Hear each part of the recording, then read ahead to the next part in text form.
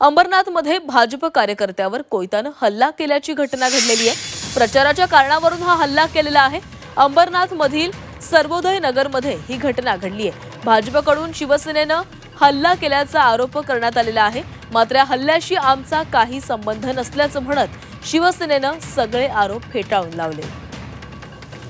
अंबरनाथमध्ये भाजप कार्यकर्त्यावर कोयत्यानं हल्ला करण्यात आलेला आहे आणि हा हल्ला शिवसेनेकडून करण्यात आल्याचा आरोप भाजपनं केलेला आहे। मात्र या हल्ल्याशी आपला कोणताही संबंध नाही असं शिवसेनेकडून स्पष्ट करण्यात आलेलं आहे। शिवसेनेनं हे सगळे आरोप फेटाळून लावले।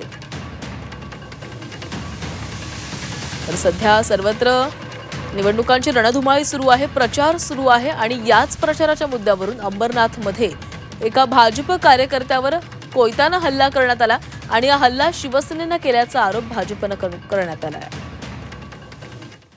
सांगू इच्छितो की जो समोरचा व्यक्ती तो काय आमचा शिवसेनेचा कार्यकर्ता नाही, हा फक्त विरोधकांकडून आम्हाला बदनाम करण्याचा प्रयत्न केला जातो।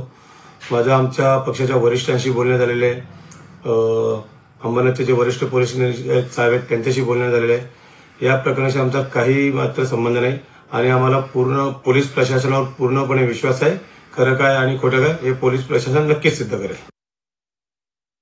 आणि या संदर्भात अधिक बोलणार आहोत आमचे प्रतिनिधी चंद्रशेखर भुयार आपल्यासोबत जोडले गेले। चंद्रशेखर, भाजपच्या कार्यकर्त्यावर हल्ला करण्यात आलेला आहे, शिवसेनेनं हल्ला केल्याचा आरोप होतोय, काय नेमकी अधिकची माहिती समोर आली आहे?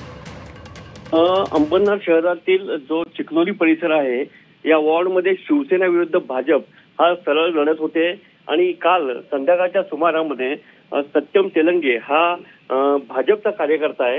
हा जेव्हा आपल्या घरी होता तेव्हा हा जो साहिल वडनेरे हा शिवसेनेचा जो कार्यकर्ता आहे याने या सत्यमला खाली बोलवलं आणि तू का भाजपचा प्रचार करतो याच्यामध्ये वाद झाला आणि साहिल वडनेरे याने त्याच्यावर कोयत्याने हल्ला केलेला आहे। याच्यात जो सत्यम तेलंगे याच्या हाताला गंभीर दुखापत झालेली आहे, त्याच्यावर उपचार सुरू आहे आणि यामुळे आता जो वॉर्ड आहे त्याच्यामध्ये आता थोडा वाद निर्माण झालेला आहे।